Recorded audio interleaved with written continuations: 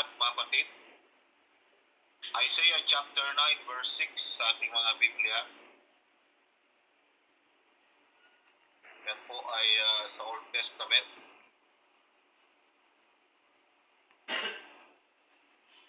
Isaiah chapter 9 verse 6 and verse 7. Sabi po ng salita ng Diyos sa verse 6, for unto us a child is born, unto us a son is given, and the government shall be upon his shoulder, and his name shall be called Wonderful, Counselor, the Mighty God, the Everlasting Father, the Prince of Peace.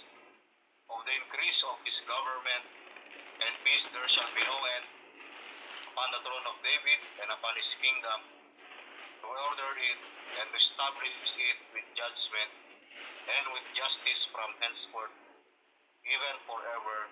The zeal of the Lord of hosts will perform this. Tayo po ay manalangin, Panginoon, pagpalaan niyo po ang aming pag-aaral, kayo pong manguna at pagpala kayong gabi. Pagpalaan niyo po ang aming spiritual na buhay. At nawa, Panginoong Diyos, kayo po ang mag-bless. In Jesus' name, Amen. So po, mamagatan yung ating pag-aaralan ngayong gabi, the prophecy of the incarnation. Ang hula sa pagkakatawang tao. Po. At ang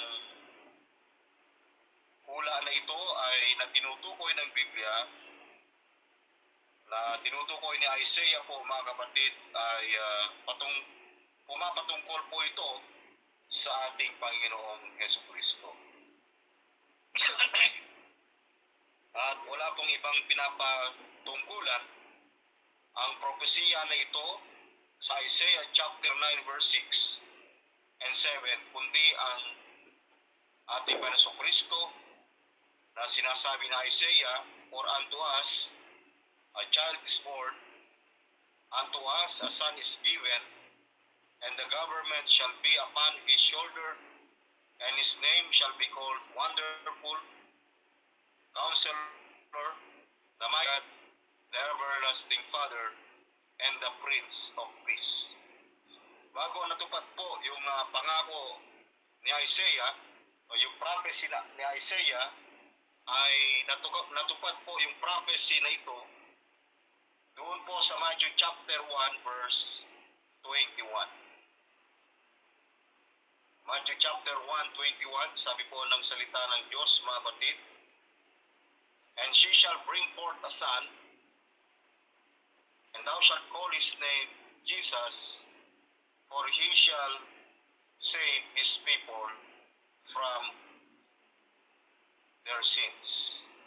Verse 23, behold, a virgin shall be with child, and shall bring forth a son, and they shall call his name Emmanuel, which being interpreted is God with us. So, ibig sabihin po, nung kapanahunan ni Isaiah, mga kapatid, yung prophecy na ito, yung pagitan ni Isaiah, from Isaiah to Matthew, that is 800 years, mga kapatid, na pag-aantay. Pero namatay na po si Isaiah nung panahon na yan, sapagkat hindi niya na po naabutan yung pangako ng prophecy na ito, pero naniniwala po siya na kahit wala na po siya sa mundong ibabaw na ito, ay natupad po yung prophecy for 800 years. Ang pagitan po ng Matthew at Malakay to Matthew, mga kapatid, that is 400 years. Kaya napakatagal. At gusto ko pong makita, mga kapatid, yung kasaysayan na ito ng ating pagkakatawang tao ng ating Panginoong Kristo. Yung incarnation o pagkakatawang tao ng ating Panginoong Kristo ay ikinonect po nila ito dito sa sa tradisyon ng tinatawag po nating Christmas, na siyang ginawang selebrasyon ng marami. Yung Christmas ay it derived from two words na ang ibig sabihin ay Christ, and then another word is Mass, Misa. So it is a Catholic observation instituted by the Catholic Pope. Kaya kung ating titignan po ang history, kasaysayan ng Christmas, around AD 325, in the year of our Lord, AD, Christianity became the official religion of pagan Rome. Simula po yan sa Roma, yung Christmas noong 325 AD. So the Catholic Church allowed pagans to join their church and bring their pagan customs and tradition. Kaya itong tradisyon na ito, may binabanggit ang Colossians chapter 2 verse 8, mga kapatid. Colossians chapter 2 verse 8, patungkol po sa mga bagay sa tradisyon na ito. Sabi po ng Colossians 2:8, beware lest any man spoil you through philosophy and vain deceit after the tradition of men, after the rudiments of the world, and not after Christ. Yung philosophy, yung tradition of men and rudiments of the world, sabi po ng Biblia, mga kapatid, sabi ng Biblia, this is not after Christ. Hindi po ito katuruan ng ating Panginoong Jesucristo. Bagaman tayo, hindi po tayo naniniwala na ang ating Panginoong Jesucristo ay ipinanganak ng December 25, sapagkat ang December 25, ang nagdeklara po niyan, December 25 was declared by the Pope to be Jesus' birthday. Sila po ang nag-invento lamang po nito.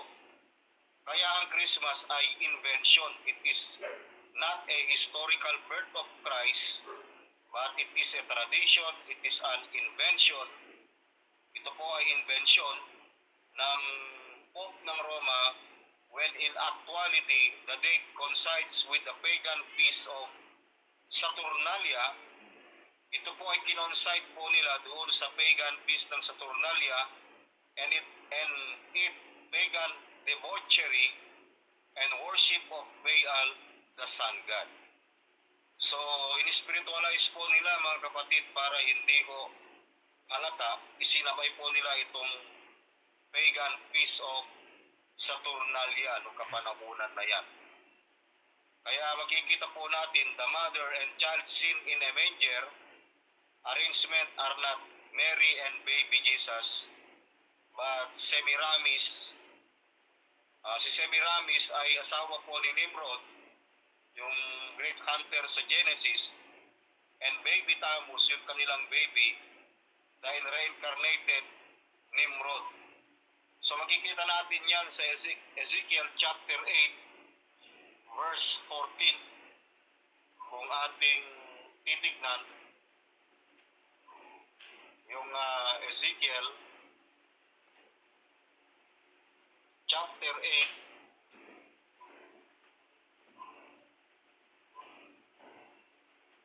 verse 14. Sabi po ng Bible, then brought me to the door of the gate of the Lord's house, which was toward the north, and behold, there sat women weeping for Tammuz.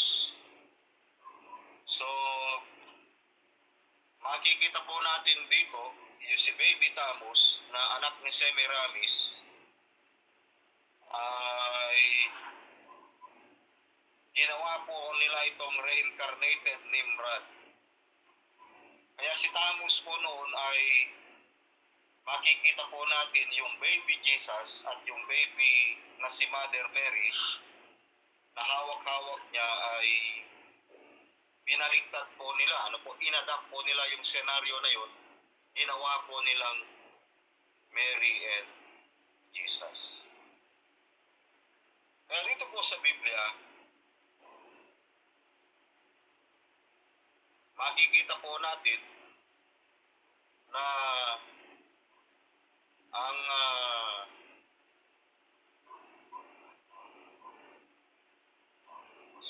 ito po nito ay hindi po ito ikinuman sa atin. Hindi po ito inutos sa atin, mga kapatid. Sapagkat naniniwala po tayo na ang Christmas ay it was an invention. Kung babasahin niyo po yung pagan roots ng Christmas sa Biblia, makikita po natin sa Jeremiah chapter 10. Jeremiah chapter 10 verse 1 to 8. Jeremiah chapter 10 verse 1 to 8.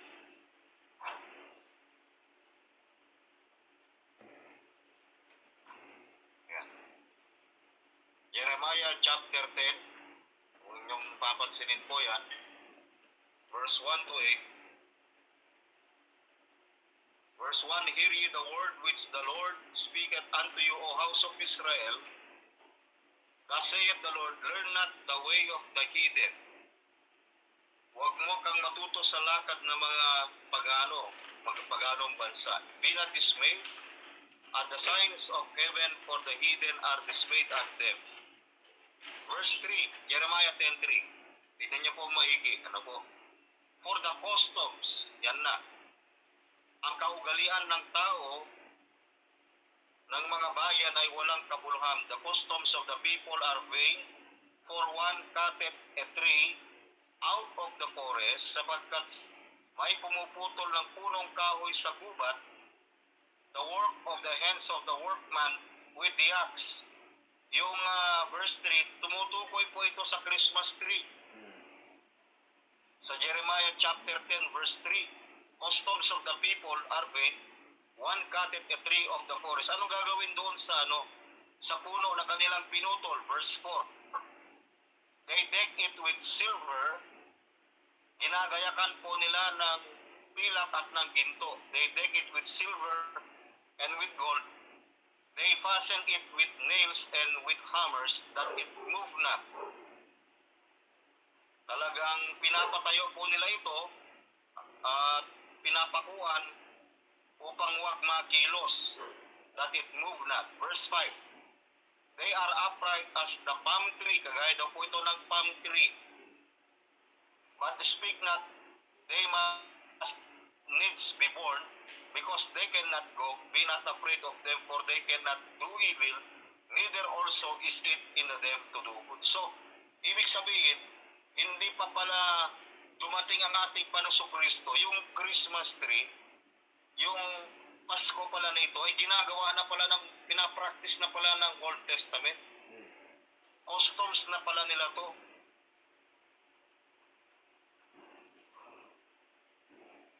Kaya kung ating titignan, verse 7, who hath not feared thee, O King of nations, for to thee that it appertain for as much as among all the wise men of the nations and all their kingdoms, there is none like unto thee. But they are altogether brutish and foolish. Thy stock is a doctrine of vanities. Silver is spread into plates, is brought from Tarsus, and gold from Upas, the work of the workman, but the hands of the founder, blue and purple in their clothing, they are all work of cunning men.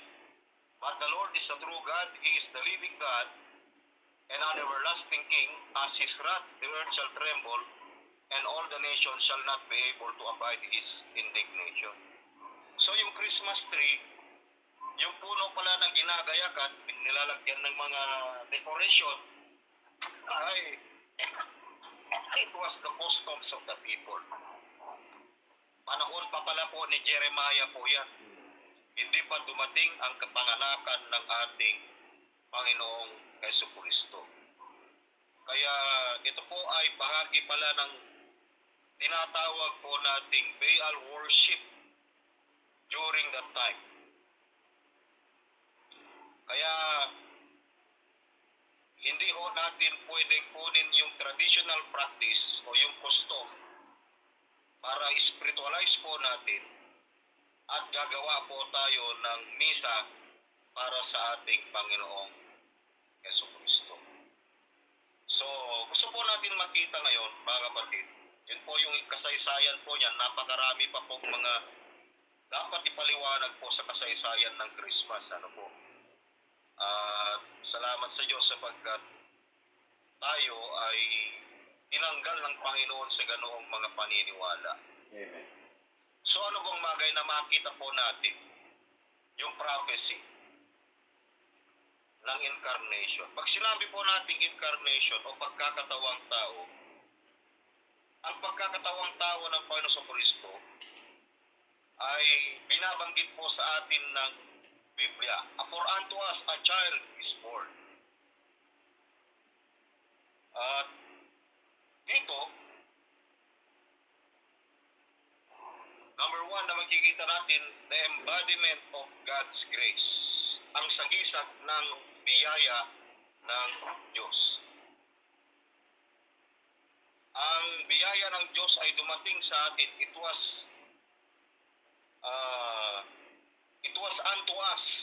Sabi po ng Biblia, ng Isaiah 9:6. For unto us. It is not unto them. For unto us it is. We are the beneficiary of this grace.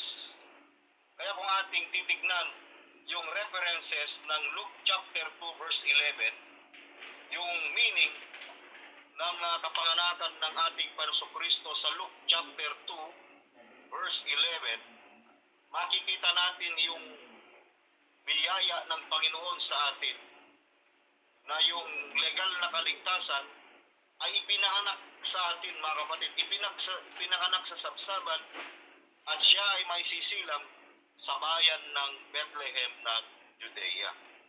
At doon sa Luke chapter 2 verse 11, ganito po ang sinasabi ng Biblia sa ating kasaysayan.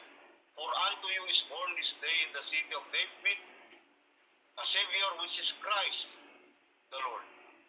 And this shall be a sign unto you, ye shall find the babe wrapped in swaddling clothes, lying in a manger. So makikita po natin yung embodiment, yung sagisag ng biyaya ng Diyos. Si Kristo po yung biyaya ng Diyos na siyang dumating po sa atin para bigyan ng katuparan sa atin sa legal na kaligtasan, yung buhay na walang hanggan na ipinangako ng ating Panginoong Kristo before the world began. Kaya kung ating titignan yung biyaya ng Diyos, for by grace are ye saved through faith.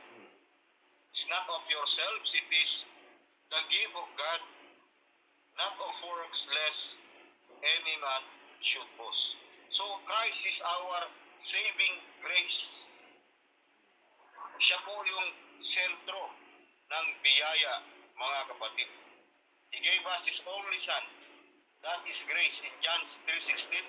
For God so loved the world that He gave His only begotten Son, that whosoever believeth in Him should not perish, but have everlasting life.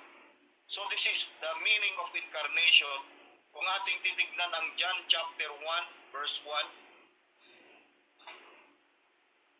John chapter 1 verse 1, sabi po ng Biblia sa John chapter 1 verse 1, in the beginning was the Word,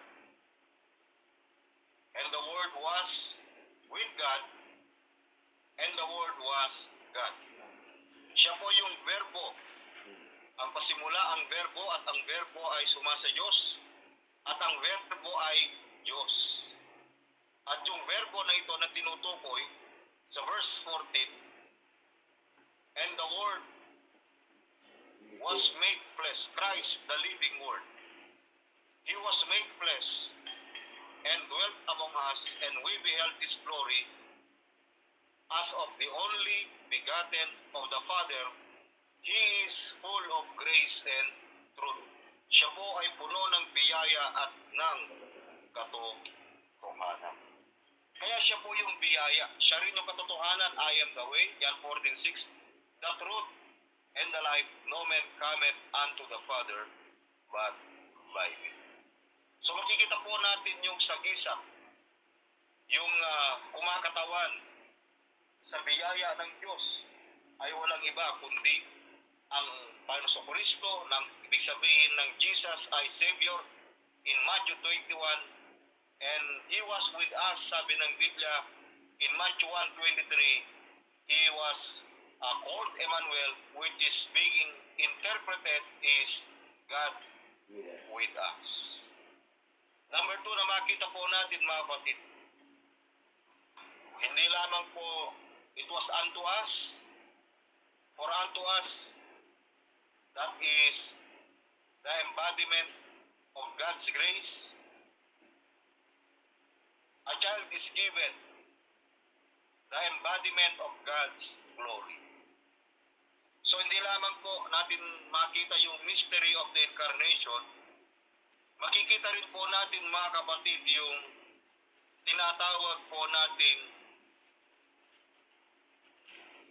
mystery of incarnation. Una, yung meaning of incarnation, and then pangalawa, the mystery of incarnation. Also, 1 Timothy 3:16,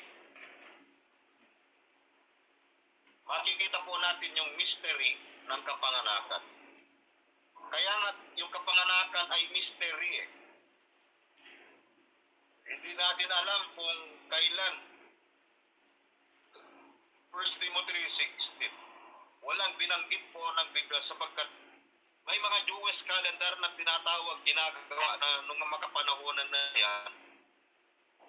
Pero hindi ho natin alam kung kailan yung kapanganakan ng ating Panginoong Kristo. Ang importante po sa atin, basta ipinanak ang ating Panginoong Kristo, hindi para magdiwang tayo ng Christmas, kundi dapat ipagdiwang po natin yung kaligtasan na pangako ng Panginoon na buhay na walang hanggan sa bawat kanyang mga hinirang. 1 Timothy 3:16, and without controversy, great is the mystery of godliness. That is the mystery of incarnation. The mystery of godliness. What is the mystery? God was manifest in the flesh. Hindi po niya binanggit kung kailan, anong date, mga kapatid. Wala pong ginamit na anumang petsa ang kapanganakan ng ating Panginoong Kristo. Kaya mahirap po natin ipinpoint kung kailan. Kaya yung December 25, kung talagang titignan po natin, it is a false celebration po talaga. Kaya there's no need po sa atin na ipanganak po siya. Tingnan niyo po ang Luke 1:26. Luke chapter 1, verse 26. Kung magbibilang po tayo ng kapanganakan, madali lang po natin i-trace. Luke chapter 1, verse 26. Kung Gregorian calendar ang titignan po natin, sabi ng Luke 1:26, and in the 6th month, the angel Gabriel was sent from God unto a city of Galilee named Nazareth. Sa Gregorian calendar, yung ginagamit natin, ang 6th month po ay June. So kung magbibilang tayo, kung nagbuntis na si Maria ng June, kasi ang pagbubuntis, ang panganganak ng isang bata, 9 months eh. June, July, August, September, October, November.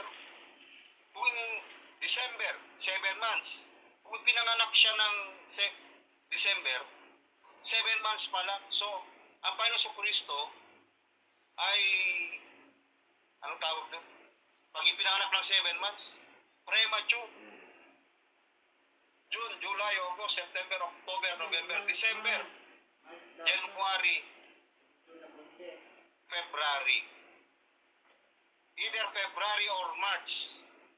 Kung ang basis po natin ay Luke 1:26 sa ating kalendaryo, mga kapatid.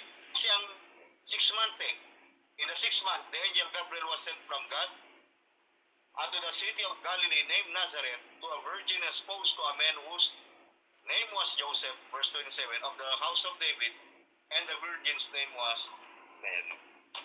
So kung ito po ang babasehan po nating kalendaryo, taliwas po yung sinasabi ng tradisyon, mga kapatid. Kaya hindi po talaga siya noon.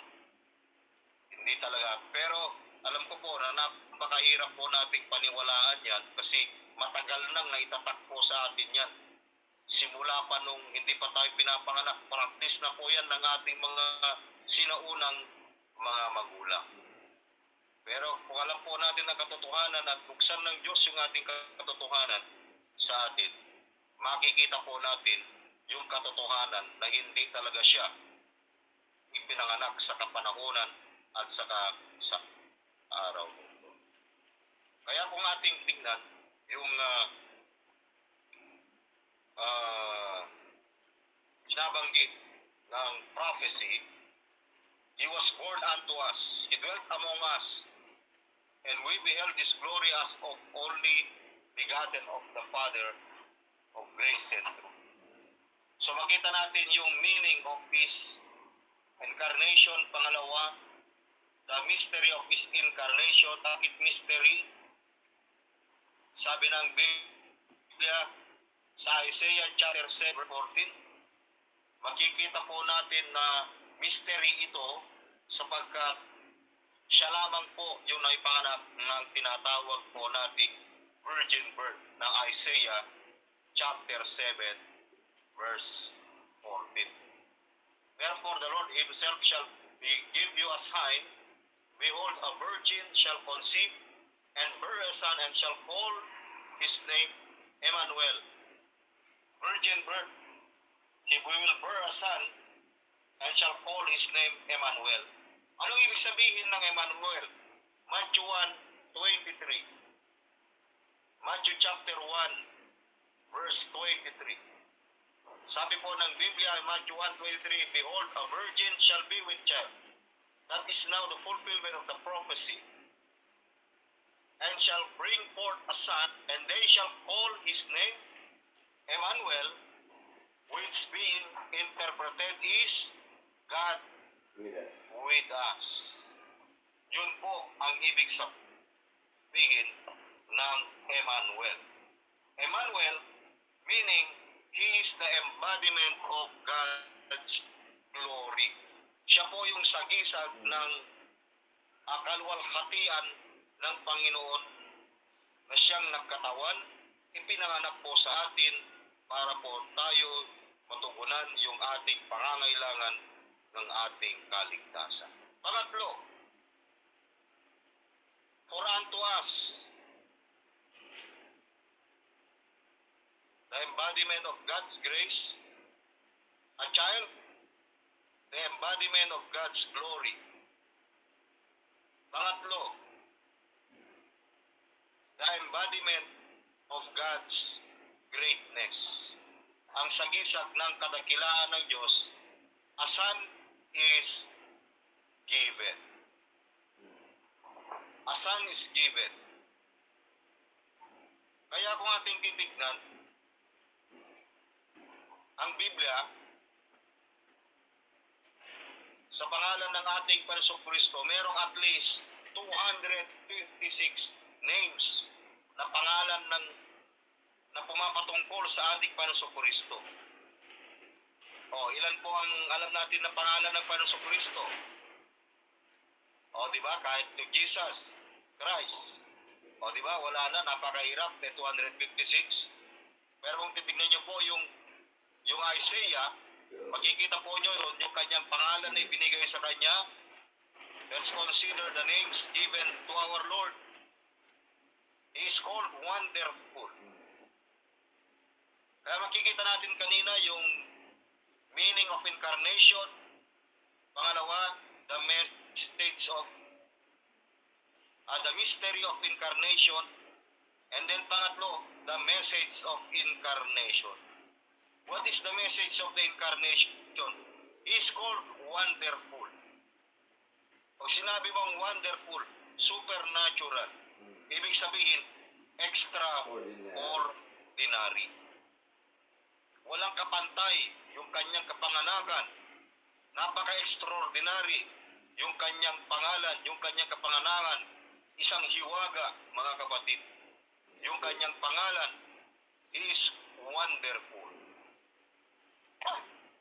Pangalawa, his name shall be called Counselor. Ibig sabihin ng Counselor, advisor. The word Counselor means to advise, counsel, purpose, device, and plan. So it refers to as the leader and guiding force of our lives. So makikita natin yung kasalitang counselor is the guiding force of our lives. Wala nang iba. He is our great leader. Tandaan po natin, hindi ho natin kailangan magkaroon ng leader sa grupo natin o sa fellowship. Ang great leader po natin ay walang iba kundi ang ating Panginoong Jesucristo. He is our commanding chief. He is our chief commander na pwedeng magdikta po sa atin. He is a mighty God, sabi po ng Biblia. So He alone is worth to be our mighty God. So ibig sabihin ng mighty God, meaning strong, invincible. Ang talagang meaning ng mighty God po, mga kapatid, ay hero. He is our hero. And He alone is worthy to be our hero, for He has defeated all our enemies. Napagtagumpayan niya ang lahat ng ating kaaway sa pamamagitan ng krus. At kung tinignan po natin, the last enemies, our last enemy that was defeated is sin. Romans 6:14. Romans chapter 6, verse 14. Romans chapter 6, verse 14. Sabi po ng Biblia, for sin shall not have dominion over you, sapagkat ang kasalanan ay hindi na makapaghahari sa inyo. For ye are not under the law, but under grace, sapagkat wala na kayo sa ilalim ng kautusan, kundi nasa ilalim ng biyaya. Bakit? Sapagkat tayo ay tinubos ng Jesucristo sa ilalim ng kautusan, at tayo po ay tinubos sa pamamagitan ng kanyang biyaya. Kaya hindi na po kasalanan ang maghahari sa ating buhay, kundi ang maghahari sa ating buhay ay walang iba kundi ang ating Jesucristo. Verse 16:1-10, shall we sin because we are not under the law, but under grace? God forbid. Ano nga, mga kasala baga tayo? Dahil sa tayo wala sa ilalim ng kautusan, kundi sa ilalim ng biyaya, huwag nawang mangyari. God forbid. 1 Corinthians 15:55. The last enemies that was defeated.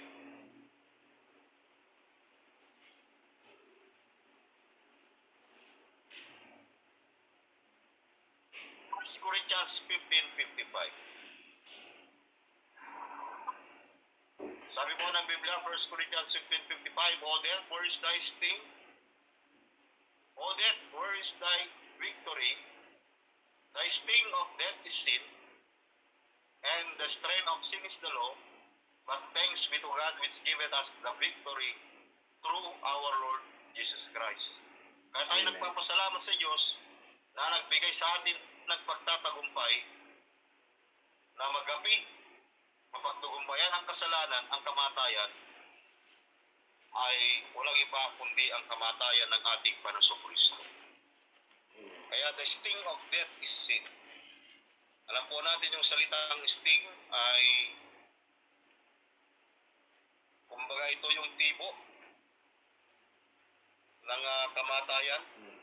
Yung sting ay Ginagamit din po yan ng bee, scorpion. At naniniwala po tayo yung sting of death, it was already defeated at the cross. And we are now forever sealed and preserved by the Holy Spirit. And I give unto them eternal life, and they shall never perish, neither shall any man pluck them out of my Father's hand. Kaya yung kanyang message ng kanyang incarnation is to fulfill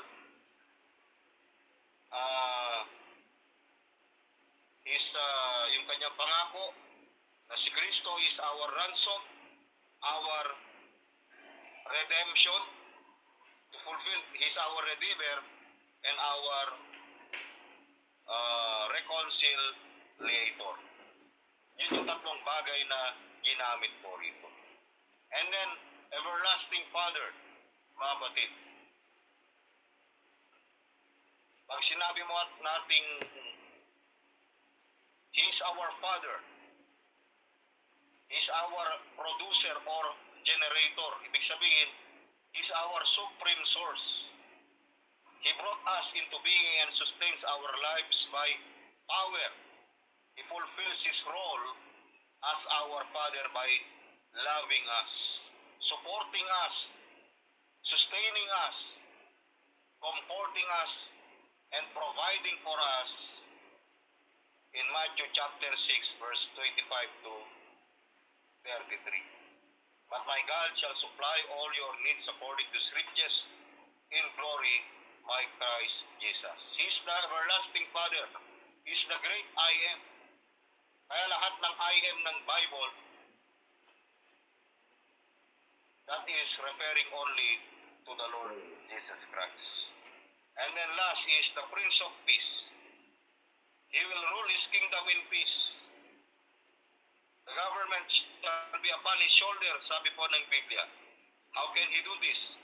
He is the creator and provider of peace, and those who know Him all about peace. Philippians 4:7. Philippians chapter 4, verse 7. Sabi po ng Biblia, the peace of God, which passeth all understanding, shall keep your hearts and minds through Jesus Christ. At ang kapayapaan ng Diyos na di masayot ng pag-iisip ay mag-iingat ng inyong puso at inyong pag-iisip kay Kristo Jesus. So ito po yung ating nakita yung ngayong gabi, the prophecy of the incarnation. Una, the meaning of incarnation. Pangalawa, the message, the mystery of incarnation. Pangatlo, and the message of incarnation. Magandang gabi po mga kapatid at pagpalain po tayo ng Panginoon. Elder Marshall. Maraming salamat sa Elder Rene sa mensahe sa gabi ito, sa ating napakinggan na pag-aralan dahil po sa ating